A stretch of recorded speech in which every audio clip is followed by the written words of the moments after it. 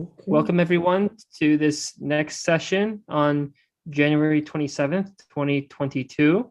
This is session number 4 and a quick introduction about the Human in the Making Foundation. It is an organization aiming at educating, motivating, empowering, and enabling the individuals, families, and communities, and to encourage them to take part in contributing to the advancement of material, intellectual, scientific, and spiritual civilization of humanity. The following is a list of some of the most fundamental principles that are being promoted by the Human in the Making Foundation.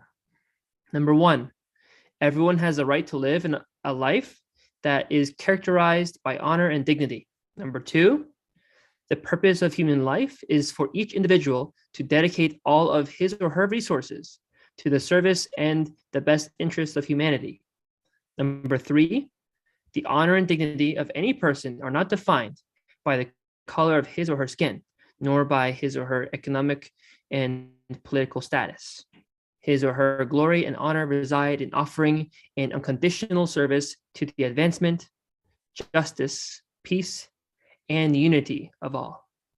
Number 4, the importance of the equality of rights and privileges for both men and women. Number 5, the abolishing of the extremes of wealth and poverty and the recognition of spiritual solutions and long-term humanitarian resolutions.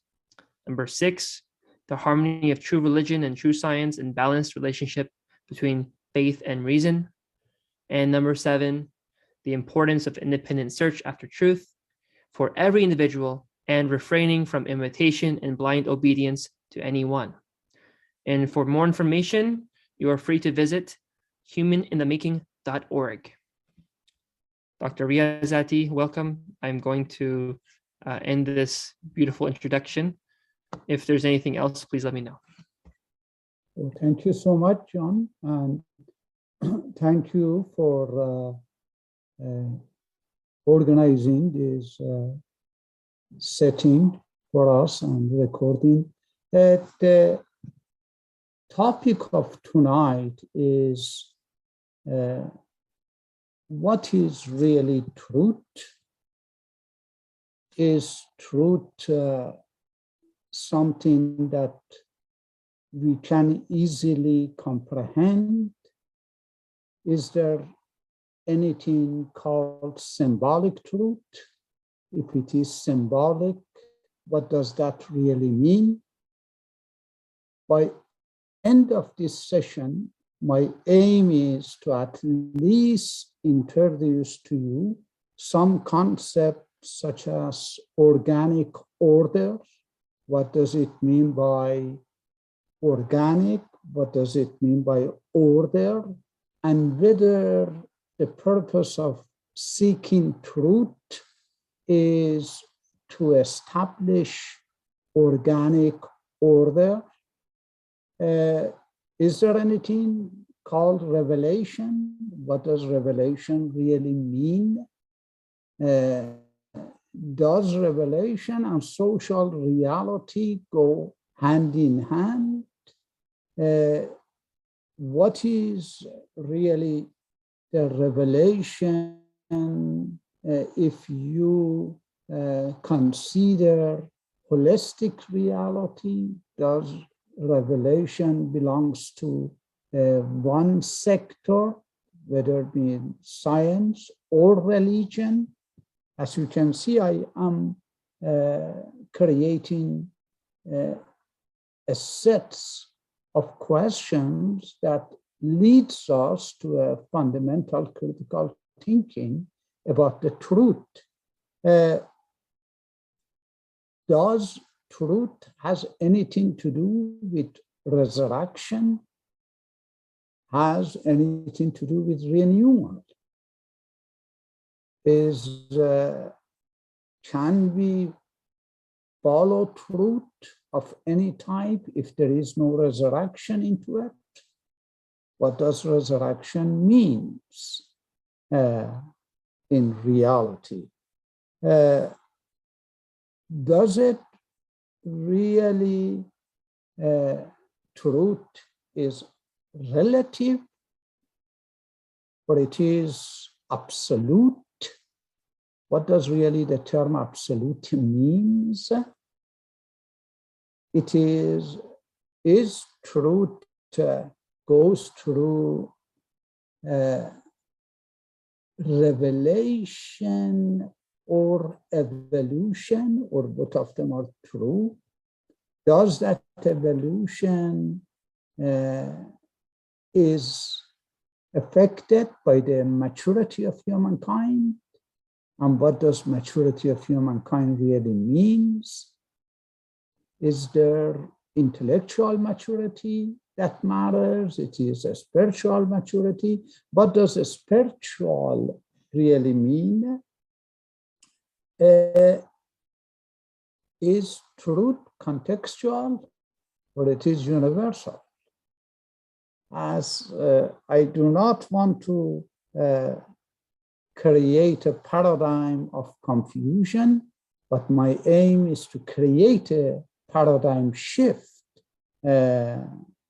from cultural definition of truth into some kind of platform for building civilization. Does culture contribute to understanding the truth?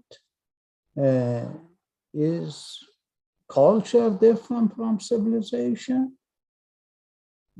Is religion the product of culture, or culture is generated by religion? What does really religion mean? Is it what a majority of the people of the world mistakenly assumed, which has nothing to do with the reality of religion, and that is religious jurisprudence, which has to do with fiqh, do's and don'ts? What is it that we want to call truth? In another simpler format, is it appearance which is real? And if appearance is not real, does appearance leads us at least to real?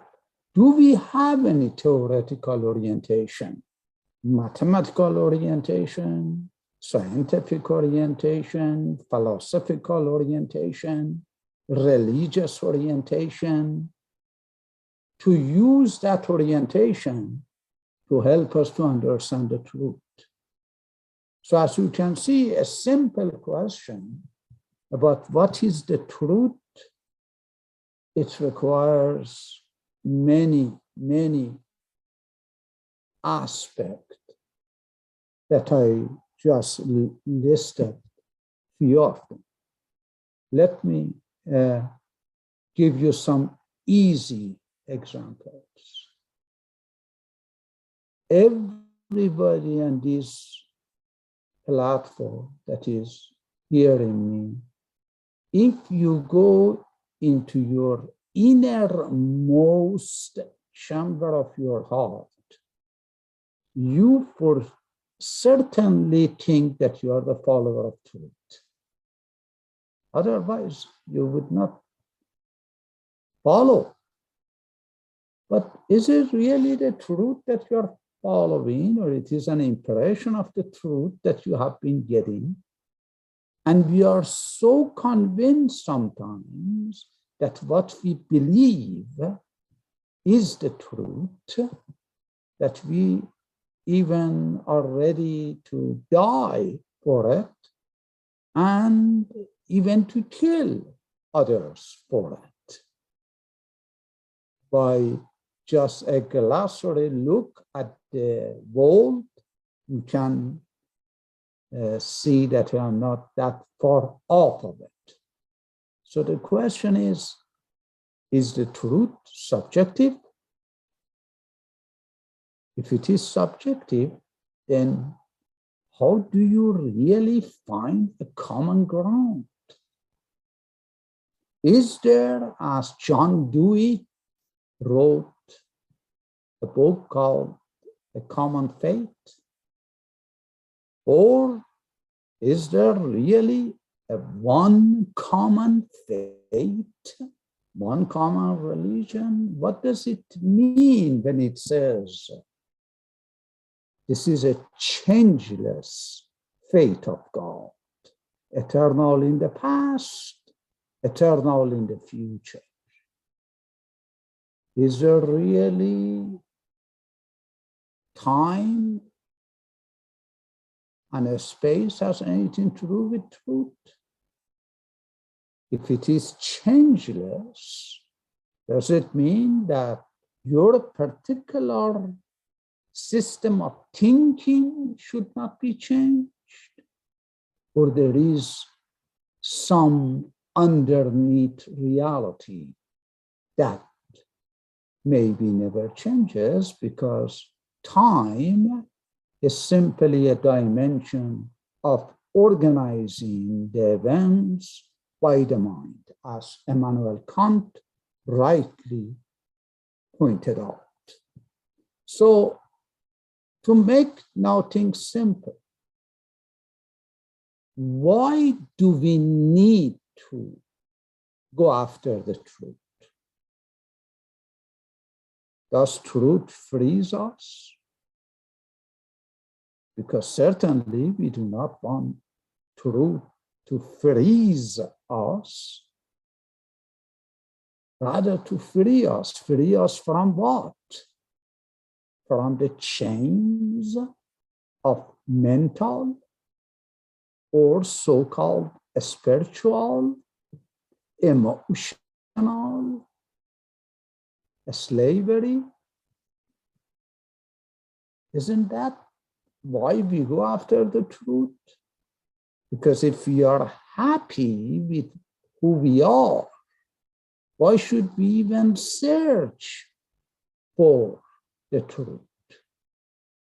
Is the truth, as many psychologists, such as Viktor Frankl, such as Abraham Maslow, say truth to an individual means what? It gives him or her a meaning. A meaning. A meaning is a truth. Is it really? See, I'm posing questions for you. Because one of the contracts that I have with you is not to give you an answer. Answer is only shows my perspective, but question can be everyone's. Because question is what really help us to examine our belief system. Do we really know everything about our own belief system? Do we believe that our belief system is universal? On what ground? What are the measurements for measuring the truth of something? Do you see where am I going? My aim is to show you that there is a reality which is hidden, and that is called truth. And everyone is after that hidden reality. At the same time, I am saying what Joseph Campbell called it a hero with 1,000 faces. Truth shall appear in different contexts. Some people become acquainted and attached to the context, and they lose track of that universal content. I give you an example of religion. Religion is the best way to show this fact. if they ask each one of you, this is not a religious forum, but I'm looking at religion from psychological and scientific perspective, and at least from philosophical perspective, religion, what is its aim? Why do we believe in religion? Should we believe in religion? Does really the belief makes you to be free? Many people believe, but they are prisoner of that belief system, isn't it? Is belief is what is important, or to become one with the purpose of that belief? Please pay attention to the distinction I'm making. Still, I am holding to the fact that the reason that the majority of the followers of religion have lost the purpose of religion is because they look at it very simplistically and in appearance and literal. And therefore, forgive me, please forgive me, although they claim to be metaphysical in their approach, their whole conceptualization of their belief system is materialistic. Please pay attention to that. Heaven, hell is materialistic. This world, next world, what do you mean by this and that? It shows they do not look at things in a cohesive, essential way of a system. And therefore, they take everything literal because they confine themselves in time and space. I give you an example. Let the dead bury the dead. What does that really mean? If I tell you, you send me to a psychologist. But if Jesus tells you, you never question. Why is that? Why? Is their statement really true if you take it literal? It's nonsense, because dead never bury the dead. If you want to, try it. One of your relatives, just drop him in a cemetery and then put that verse by his body, and hopefully by tomorrow morning he is buried. Do you see that? The concept such as return. What does return mean? See, the religious people, because they are literal, they are materialistic. Although the purpose of supposed religion is to free you from the bounds of material world. Return, or really? How can something return if hasn't gone? I go, I return. But I thought you believe in eternity, eternal. Please pay attention.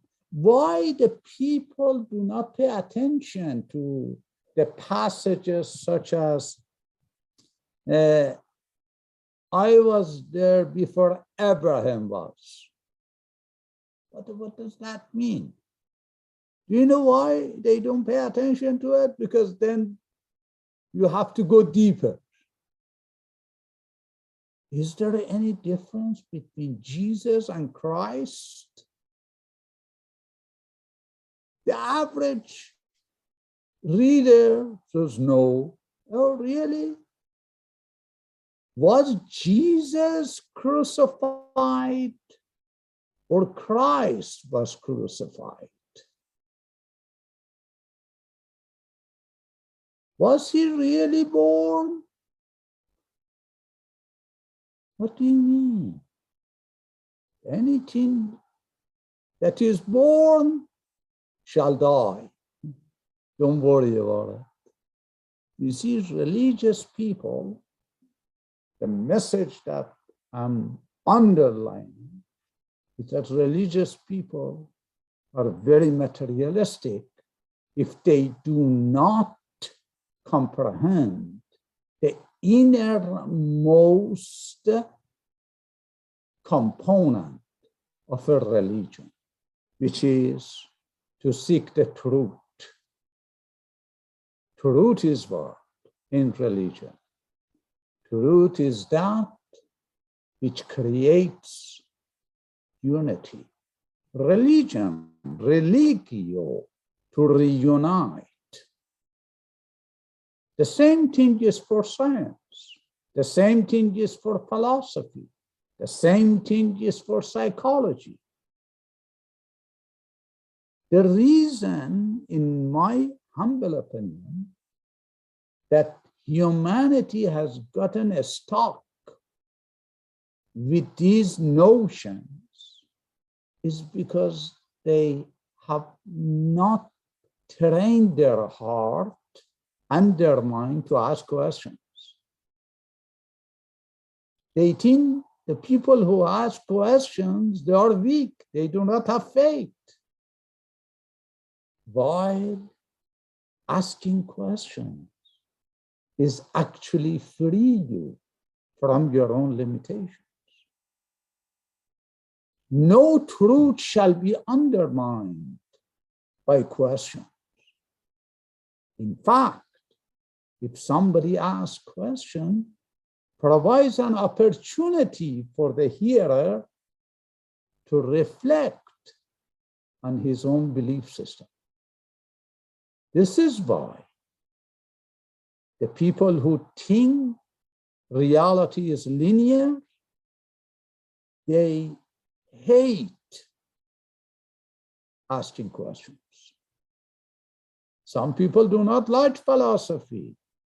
They burn the philosophical world. Why? Because philosophy says, don't take anything for granted. Ask questions.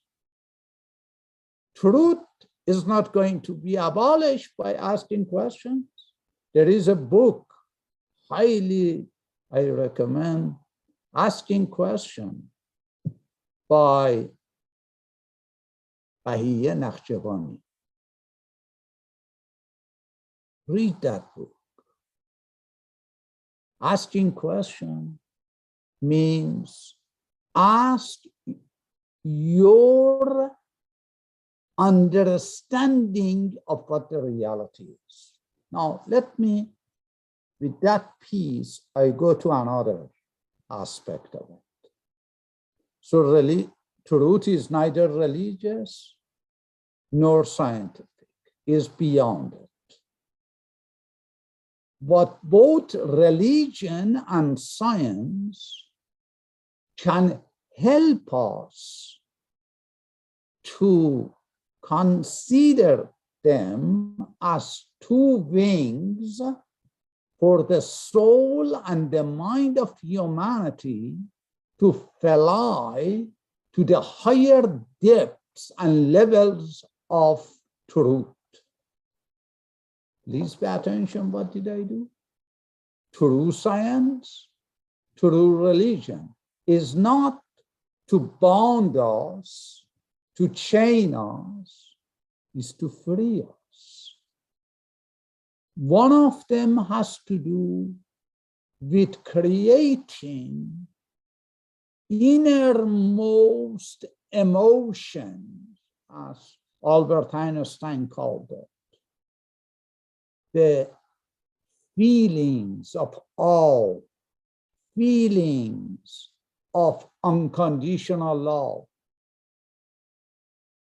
Another one, science, its aim is to make sure that every emotion is measured by a practical evidences. Otherwise, emotion will lead to commotion. See, it's very simple. From the day one that I know of philosophy, read Plato. Plato believed that heart and mind have to go together. If you leave one of them behind, you either lose the meaning of science or the objective of religion. There is a reason that Albert Einstein would say science without religion or religion without science is either one without another leads you to darkness. But for him, religion didn't mean set of dogmas. Religion was that love that you could experience. Please pay attention to these words. You could experience that love in every contact that you have with every element of universe. This is highly evolved, because then you get a meaning of life. Then your suffering has meaning. Then depression would not visit you, because depression is when you actually lose meaning in life. A meaning that should be universal. Now the question is, with all these introductory elements, do we need revelation? Or while Thomas Paine, P-A-I-N-E, in a book called The Age of Reason, he says, you tell me what is revelation? Because everything is being revealed every day. So what is revelation? You want to tell me you are looking at the same thing twice? I don't think so. Doesn't change is a sign of a revelation? And doesn't evolution is simply a systematic continuity to appreciate that revelation? Please pay attention to this thing. Darwin is our good friend. I don't know, some people don't like Darwin, but he was a good guy. He just didn't believe in this nonsense that religious people have created in the name of religion. I know more scientific platforms and more scientists that are more religious than even the religious followers. Because the people who are religious, please pay attention. By religion, I do not mean organizational dogma, organizational beliefs. Religion means that hidden force that helps us to reunite with our own selves and with the rest of cosmic reality. This is why Einstein, Bohr,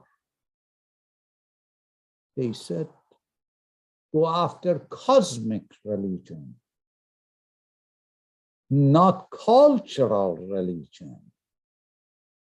Don't go after this religion or that religion. Go after that force which is cosmic. That cosmic force is what the source of truth. Now, is it relative? Of course it's relative, because humanity matures, then the degree of the revelation also becomes proportion to the capacity of humankind. Perhaps this is what it meant when he says, I have so many things to tell you, but you cannot bear them now. The same thing appears in everything. You know, go to Plato. He didn't say everything because he didn't know everything. There is only one reality, which is all-knowing, all-wise. And that reality is a hidden reality that we call God, God. But God also can be a materialistic figure for us, especially religious followers. God is a creator. God is all-knowing. God. What do you mean all-knowing? Means he is not a stupid. Eh? So you used human attributes, negated it, and you gave it to an entity that is called God. While every philosopher who has rejected the notion of God, in fact, has rejected the notion that humanity has created of God. Read Nietzsche. Nietzsche is a very good guy to read because it shatters the grave of our understanding. I love his very famous passage in Gay Science. It is one of his famous works. God is dead. Everybody quotes him, but they don't quote what he said in Thus Said Zoroaster. When they ask him, God is dead? He said, yeah. And we have killed him. Where are you going, Nietzsche? He says, I'm going to cemetery. He says, why are you going there? He says, I'm going to bury that God, that perhaps a true God be resurrected. Please pay attention to the concepts such as resurrection of the dead from the grave. What is grave, ladies and gentlemen? Isn't grave all limitation? Doesn't every one of us has grave? So resurrection after 3 days, do you remember? Every day we have to resurrect. From what? From those boundaries that we have imposed upon ourselves, and we have called it the truth. Resurrection creates renewal. Read many books to understand this concept. My aim is, if I have to conclude, everybody is searching after the truth. everybody, because we are wired to search after that unknown.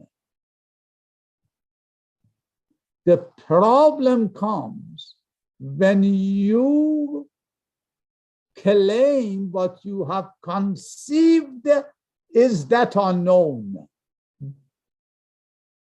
While if we learn from each other, if we exercise dialogues rather than monologue, if we start culture of learning,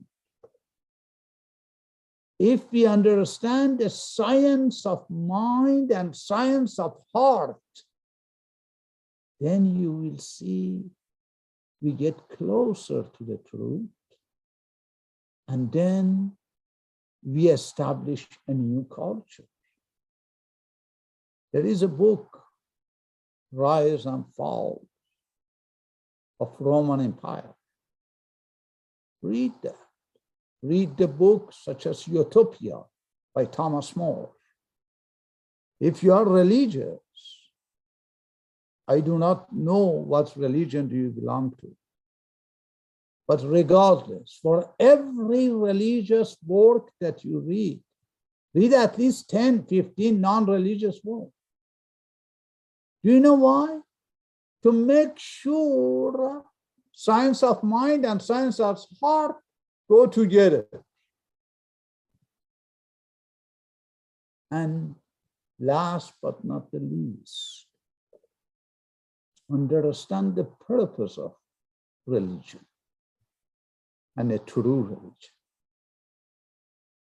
There is a book, an article by Abraham Maslow about the purpose of life of any individual. The purpose is to become self-actualized. Self-actualization is what gives you meaning. Self-actualization is the purpose of religion. Doesn't he say, kingdom of God is within thee, Jesus? Doesn't he say, Muhammad, see it? I want to show you it is in every religious system. But the people, because they never looked at it in a scientific and philosophical combined, I call it a spiritual manner, they missed the ball. When Muhammad says, you are trying to seek God in the heaven skies, while he only resides in your own heart. When he says, I am closer to you than your own vein.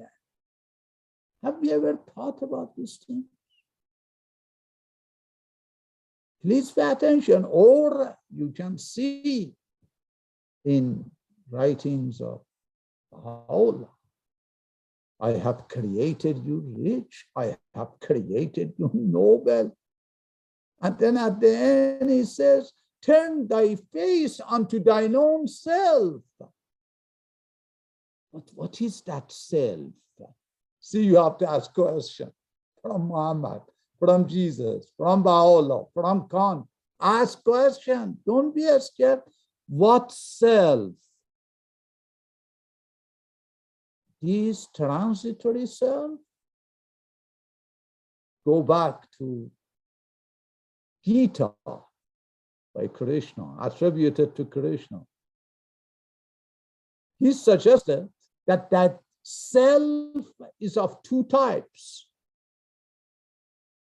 A self which separates you from the rest. A self which embodies everything in reality. We call that universal self.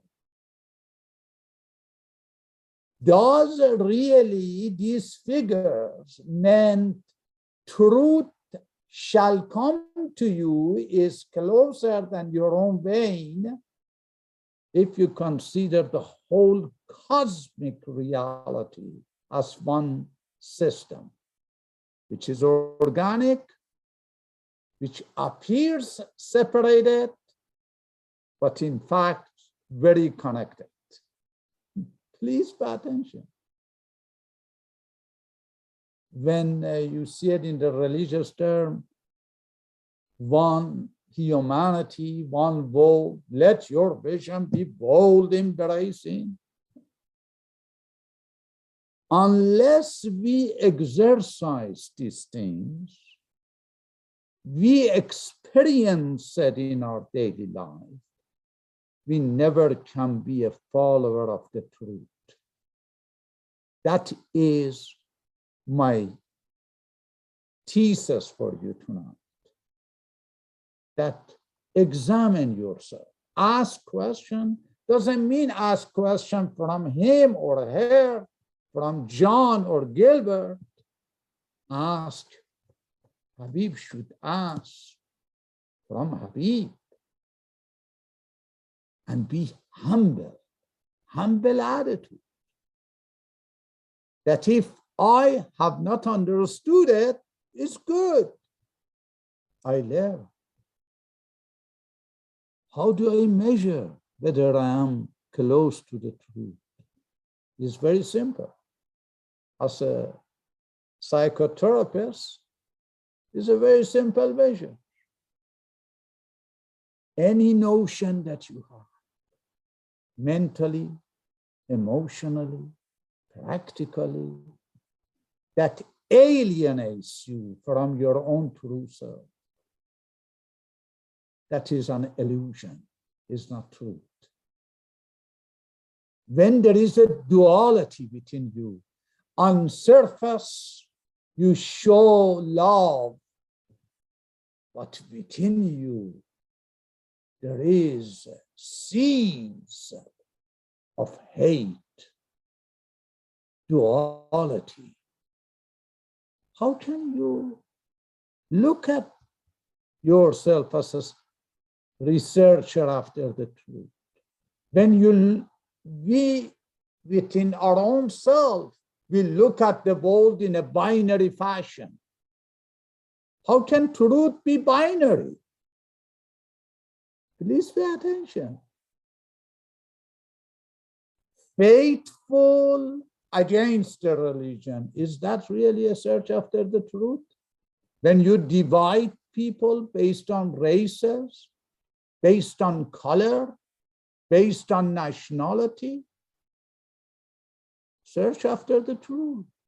I tell you as a psychotherapist, the people who do not ask this question, they become more and more hypocrite. That hypocrisy becomes their culture. And they don't realize it. Institution then will be used to uphold that hypocrisy. This is why we have an institutionalized religion. We have an institutionalized racism. Please look at it. Look at how should we evaluate whether we are the seeker after the truth.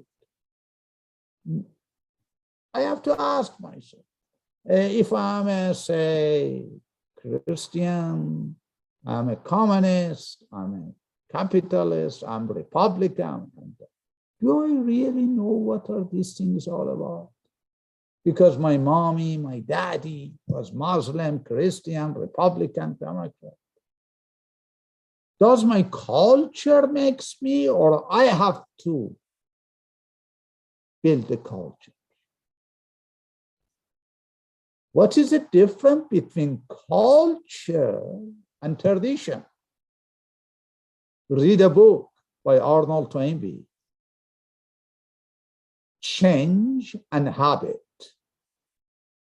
This is one of the famous works. Yeah, I'm giving you all of these sources for you to humble you, that don't think that you know the truth or you have the truth.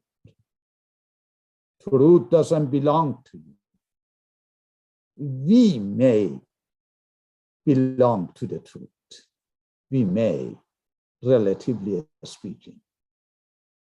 Truth is neither your property, neither your color. Truth doesn't have any colors. Rumi said it beautifully.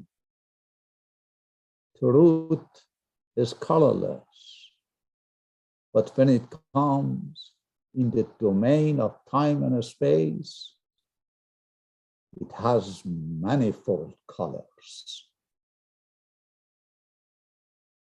The people who are after truth that recognize in the realm of colors to seek that colorless.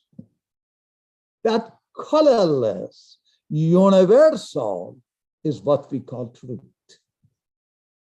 Do you see that? If we do that, then we do not fear change. We do not fear destruction of the old dogma. We actually appreciate revelation. And then we, moreover, link the revelation to the evolution. That's beautiful.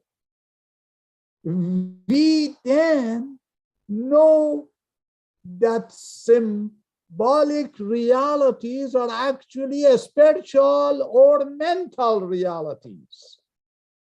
But in order to become understandable, they use physical phenomena.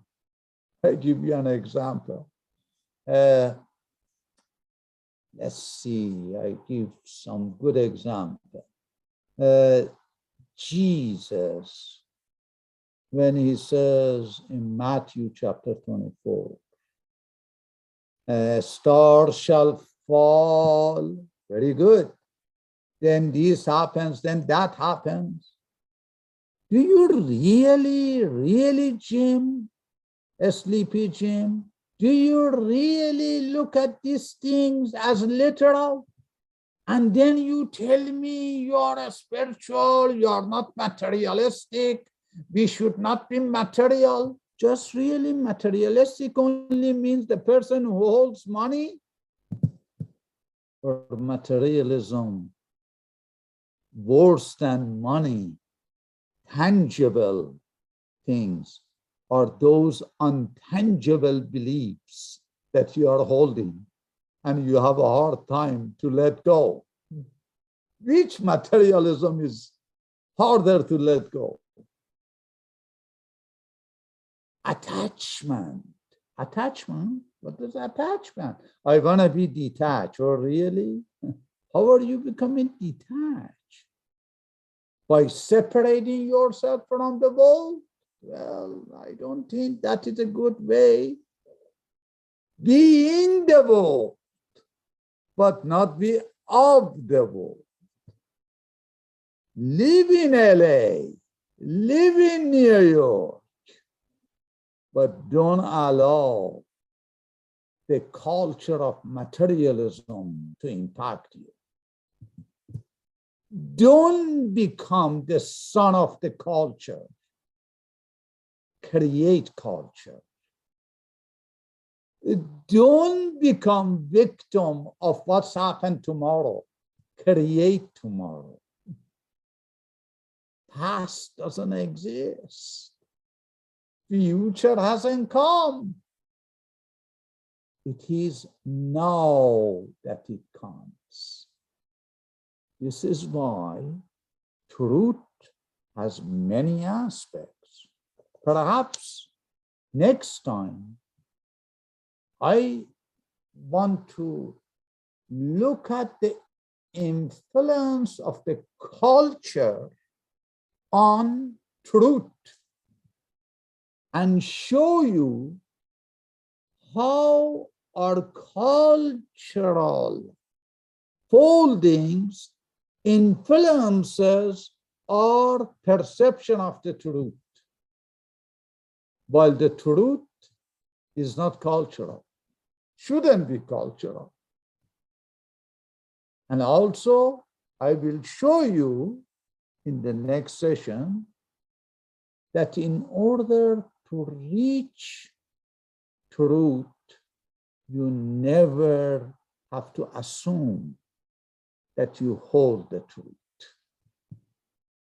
That is very significant.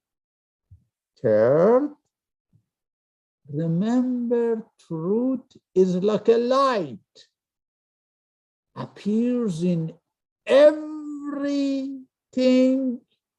but is not in anything.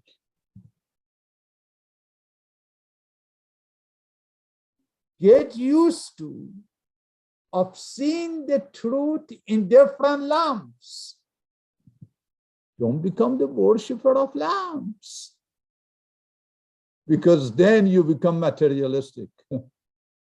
Then, please pay attention, I don't want to make anybody sad. You always are waiting for the truth to come, but you do not want him to come. Let me give you an example. I'm only telling you, I'm not going to tell anybody else. Look at Muslims, Christians, Jews. They are still waiting, isn't that right? And some people say, no, he has come, he has come. Examine it. Really, he has come? Finished? Done? You become again materialistic. So they are waiting, you think it has gone. Could it be the truth passes by continuously? Is there any reflection on why some work such as God passes by is written? Passes by, doesn't stay anywhere. Because if it stays everywhere, it's not anymore reality. It's contingent manifestation of perhaps a reality. Please pay attention. Assume you are a Christian. If they ask you, what is your highest hope? It's a return of Christ. But if tomorrow morning, by God, Christ says, I'm here, here I am, you say, you go away. You are not that person, because you live only with that hope. But you do not want that hope to become materialized.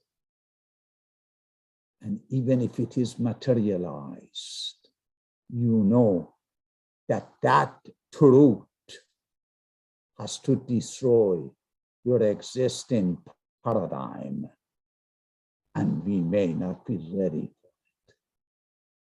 Assume, I am not going to sadden you, assume if Jesus comes, what do you do with Christmas?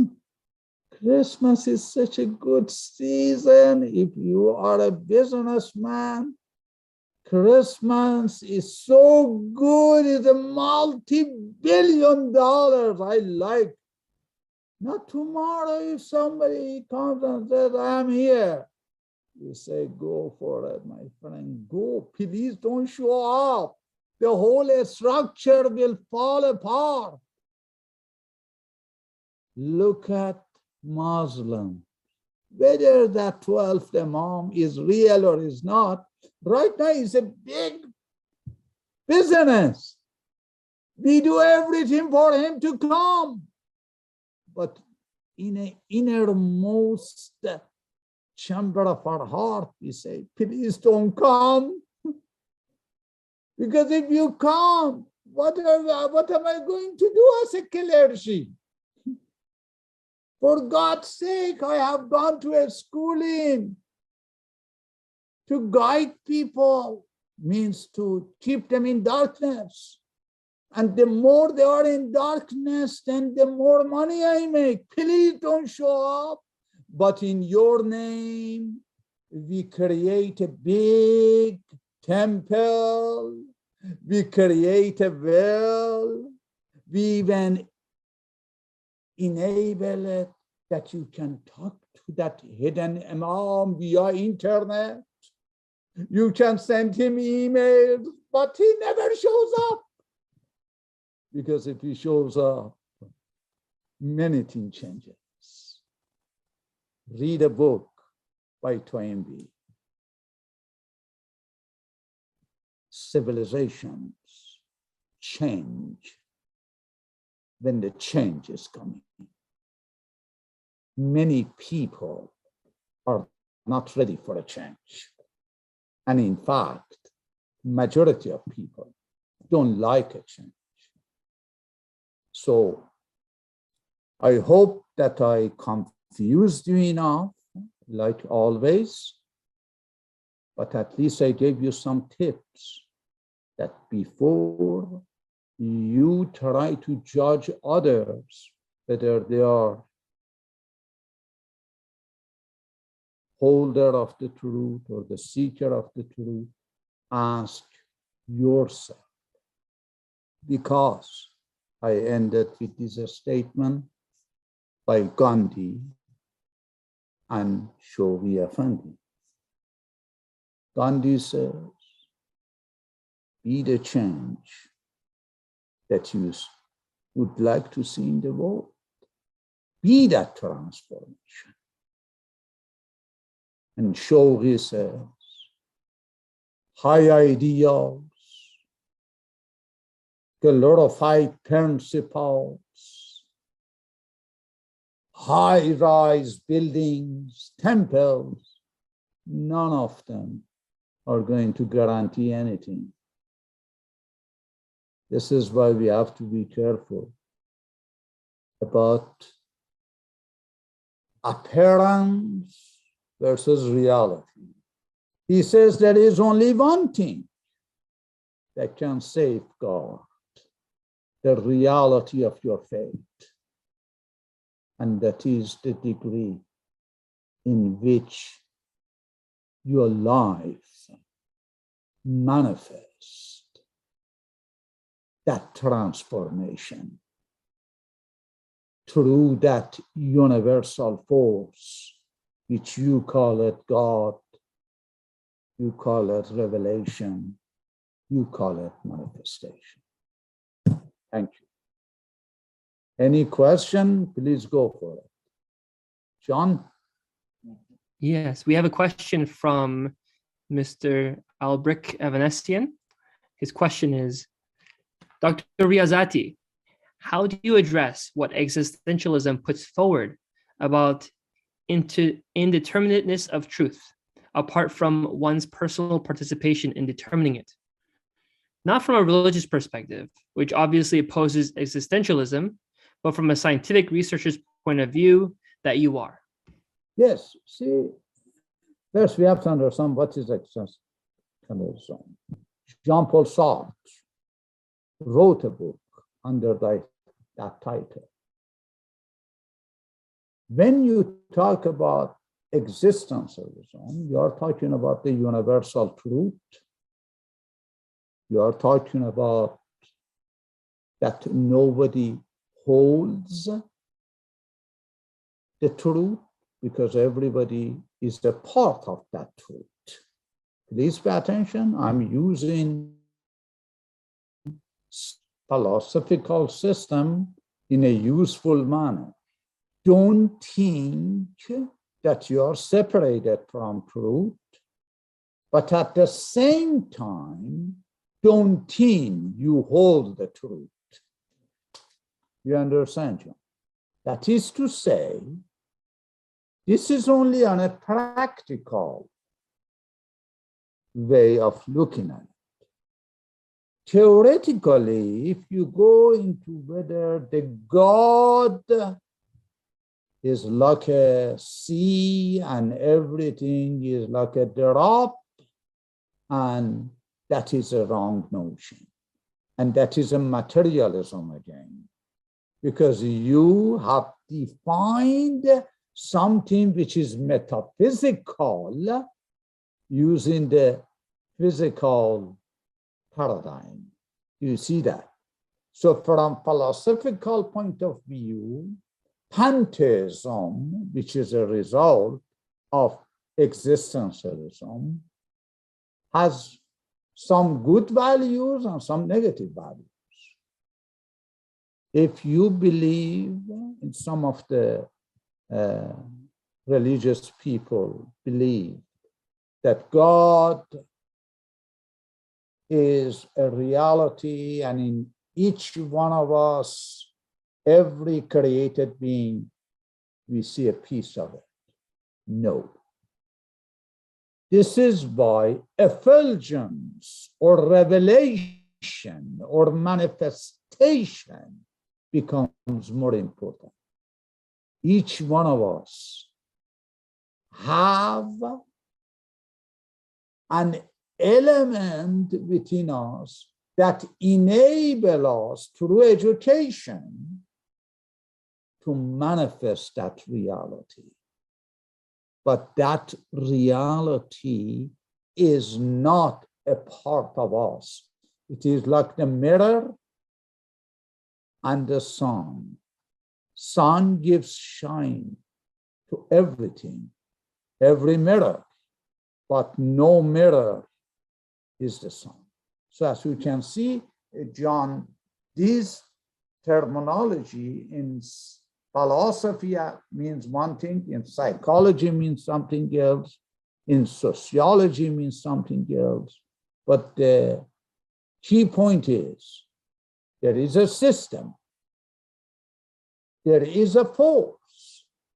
That force comes into the system in terms of revealing and creates a necessary, cohesive, logical relationship.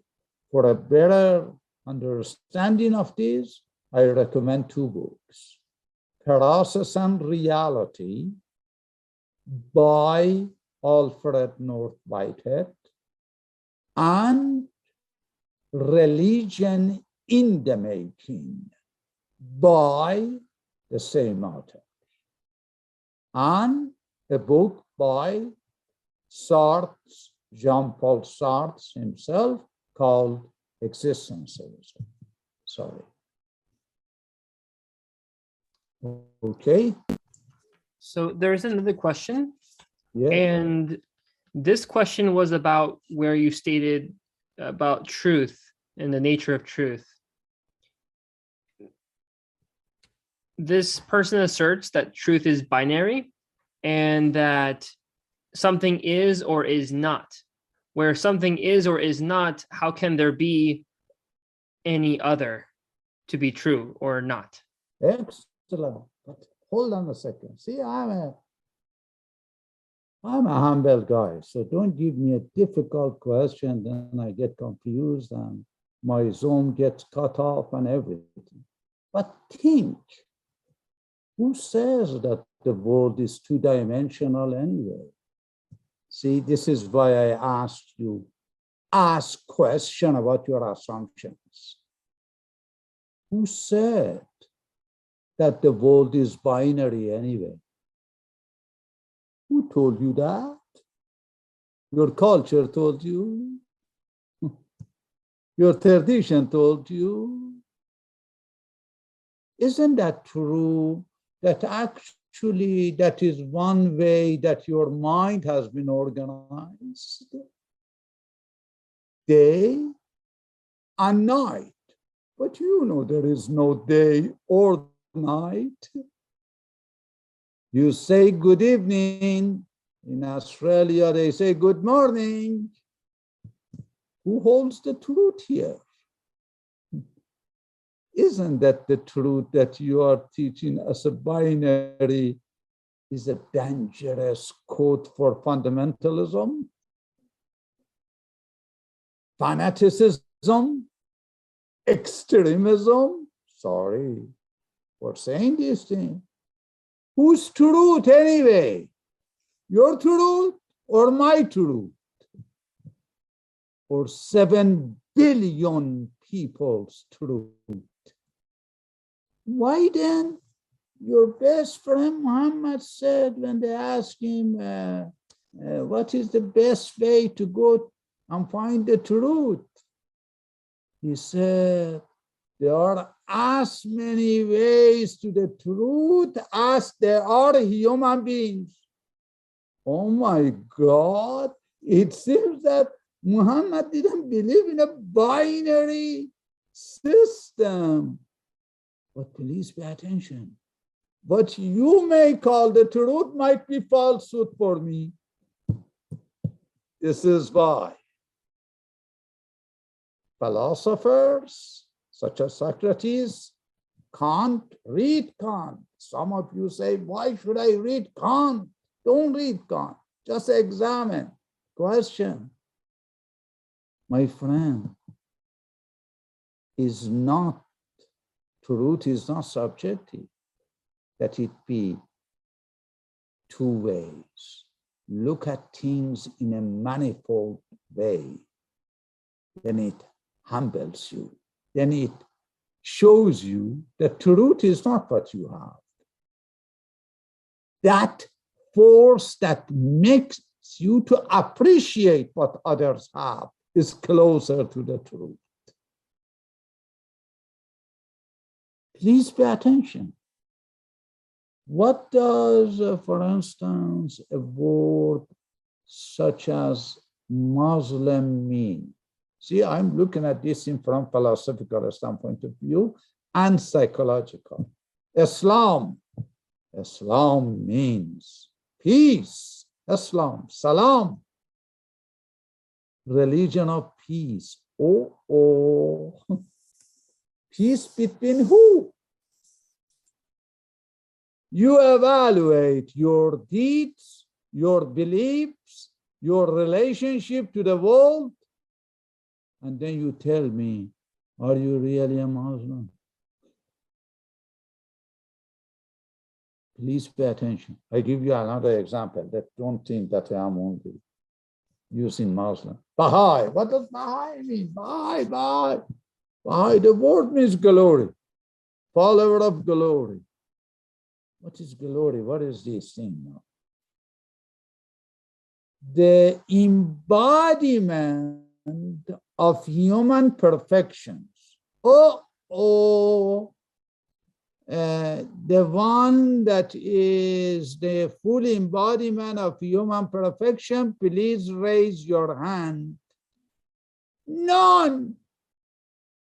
So as you can see, these founders, they wanted to encourage us to get closer to the perfection, but never claim to be perfect. Then you think binary, because then if I'm perfect, then John is not perfect. And this binary thinking creates delusion, illusion, and woe. Read some passages such as, there are not to be found two people, he says, that inwardly and utterly they can be united. What does that really mean? I love you, honey. Really? Maybe you love honey, but you may not love me. Do you love me because I believe exactly the same thing that you believe? Or you love me because I think differently from you, and there are 7 billion ways of different ways, but all of them are pointing to the sun. Isn't that what you call unity in diversity? Do you see that, John? So binary thinking is actually, because I'm writing a book on it, one of the prime characteristic of fundamentalist organizations. Our way or highway. I am the truth. These things have to be understood holistically, because the truth doesn't have am, doesn't have I. It's holistic, is universal. You see that, John? So binary thinking is good if you want to separate yourself, but universal thinking is good if it serves the unification of human race. Thank you. So I'm going to ask someone to unmute who has a question, who's posted to me in the chat. Hi, my name is Shiraz, and you were talking about how people hoped for the manifestation of God to return, but when he returned, but they didn't actually want him to return. In 1,000 years, will the next manifestation of God be rejected, or do you think they will be accepted? Yeah, I wish I had that crystal ball. But my friend, human nature is opposed to rejection of whatever does not uphold their subjective truth. How do we know that there is no more or less opposition? When more people are attuned to the universal truth. Up until now, it hasn't been the case. Should it be in 1,000 years? Well, depends on the maturity of humankind.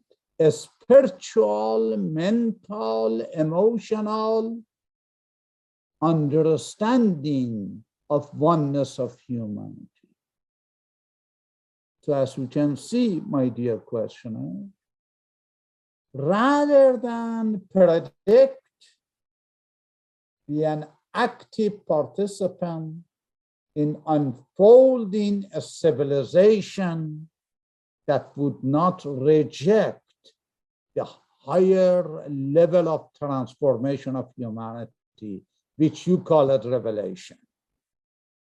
It can be an emanation, it can be an evolution, or it can be all the three. Please note that all the founders that I know of the religions,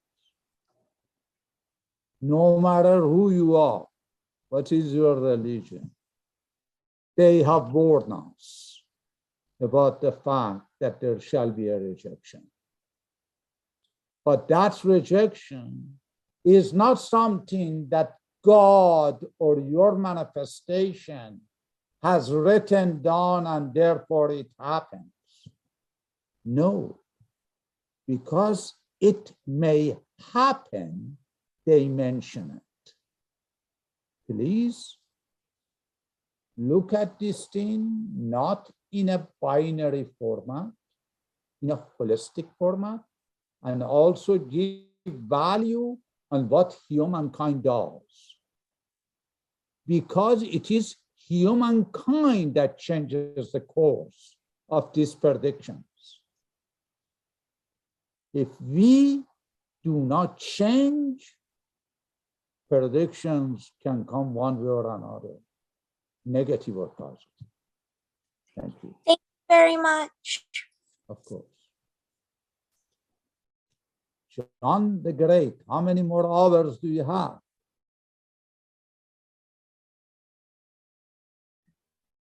Good question. Good question. We have, I think, about Well, as long as you like, but I would realistically say up to 15 minutes. 15 minutes. Any other question? We have one, and Jim Barre has a question. I hope I'm saying your name correctly. Jim Barrett. Very good. Go ahead. Hello, Jim. I'd like your thoughts on the word self-subsisting. The truth is self-subsisting. What does self-subsisting mean? It means it's not dependent. What does dependent mean? It means it has limitation. See, I'm a basic guy, Jim. See, you have slept a little bit, now you can think better. Now I'm going to sleep. Yeah. See, self-subsisting means for its existence does not need something else to aid it, right? That we call universal truth.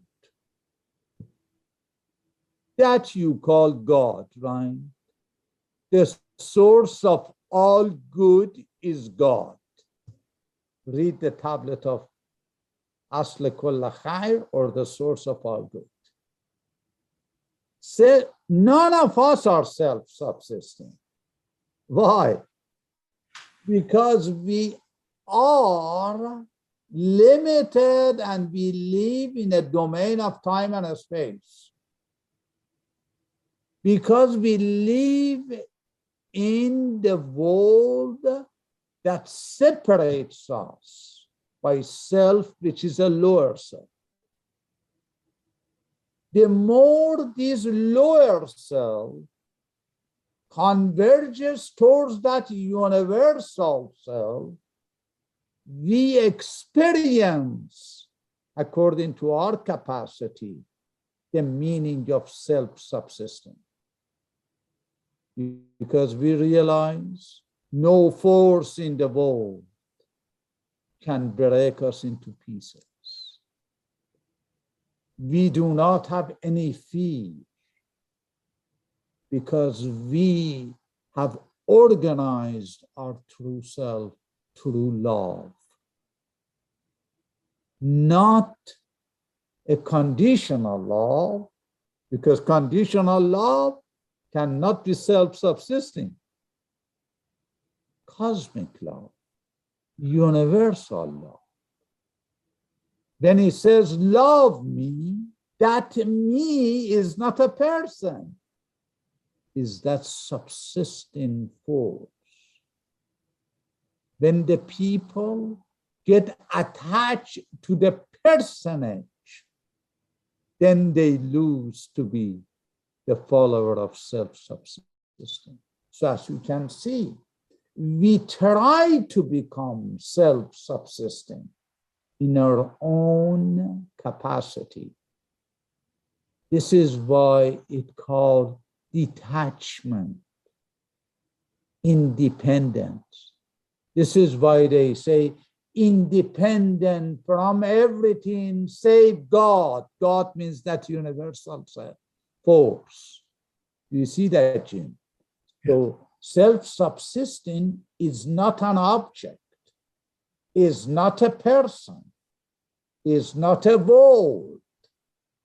It is a reality which has multi-universe within it. It is an organic reality which creates and destroys, creates a new level of self-subsistency and destroys all the barriers that keeps us to uphold the lower self. Lower self is what caused us to concentrate on our differences.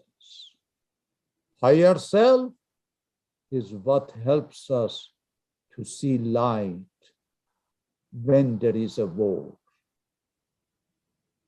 See the peace in a war, and see some of the wars as a prelude for the peace, because that war can be war with the idle fancy and vain imagining. That war can be the war that has resulted from our separation from that reality. This is why we know of crisis and victory. Crisis means boundaries that the lower self, limited self, dependent self generates. Victory is the degree that we become independent of those boundaries. So as you can see again, I looked at it, Jim, from psychological, social, and philosophical perspective. And when you combine it, I call it a spiritual. Because a spirituality is actually a pathway to self-subsistency. And if we approach that path, then we maintain our own dignity, self-respect. We do not establish our relationship based on fear, based on needs. If we are holding power, we understand that self-subsistency means to use the power as a channel to serve. When you are separated, then you use power in order to uphold ignorance, in order to control. You only, in appearance, you follow humanitarian books, your religious books, but in fact, whether you are an individual or member of institutions, whether civilized or religious, you only have one religion, and that is Machiavellian. And you have only one holy book, and that is Prince. And your book has only one verse: the end justifies the means. So you use humanity as a means to serve you, lower self, not the universal self. And that is where, Jim, selflessness means. Selflessness doesn't mean don't have an opinion of your own. Do not have identity of your own. Selfless means never forget that universal self within you, that self-subsistent reality which is around you. Blessed is the Bob who said, "You are above me, on my left, on my right, beneath me." And blessed Muhammad who said, "Wherever I look is the face of God." That is called getting close to self-subsistency, but we never get there. And the only way to exercise it is what Kant, Plato, Krishna, Baha'u'llah outlined in a very simple formula. Whatever you do, ask yourself, how does it help that cosmic reality? Because remember, you are not alone. Remember, whatever you do in the East impacts the West. Read Carl Jung and his famous work, Synchronicity. And then you understand why it has been said, if you kill one person, you have killed the whole universe. You see that? That whole is self-subsisting, not the part. And these attributes cannot be given to that metaphysical reality which we call God, because God doesn't have a self that be consistent or inconsistent. These are only attributes of the manifestations that creates order in the universe. Thank you for the good question. Okay, John, any other question? What happened to Mr. Hakim? He didn't ask me any question today. No questions tonight. No. However, it is about time for us to get going. I see, Fawad, you've raised your hand. Because we are getting close to our hard stop, if we could ask this question, and I know Dr. Riyazati, you may want to take it, but we will need to still end by midnight here. Okay, how long do we have? We have 3 minutes and some seconds. Okay, Fawad, please ask your question. John, go. All right, Fawad, I'm going to unmute you now. Here we go. Sure. Somehow, as we know and we describe in this world, there is a five real or five world, which is we call like a mineral world, vegetable world, animal world, and human world. So if vegetable could talk and we ask them, who is God? What do you think the vegetable is going to answer? Very good. I say it simply. They asked one of these holy figures, if you ask an ant, who is that universal force, Mr. God? Forgive the terminology, Mr. God, or Miss God, or Mrs. God. The Imam answers, you know, the ant says, God is an ant whose antennas is bigger than all the antennas. That means all these kingdoms are only in this world, and every kingdom imagines that reality according to his own comprehension. This, I just give you 2 more minutes. Read Feuerbach, the book Essence of Religion. This is what he says. He says, we have been told that God made man in his image. He says, they all gotten it wrong. The actual phrase should be, man made God in his own image. Because we think that that universal force, unseen force, has to have attributes of us. He has an ear, he's all knowing, all hearing, all seeing.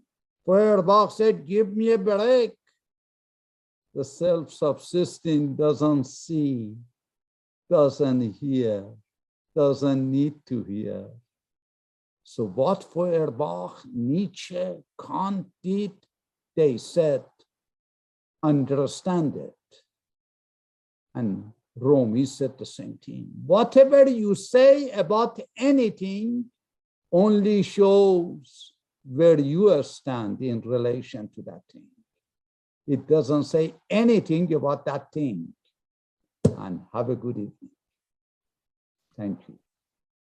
Thank you. And the next session will be February 10, 2022 at 7:30 p.m. Pacific Standard Time. That is February 10, 2022 at 7:30 p.m. Pacific Standard Time. Thank you. And thank you very much, John, for everything.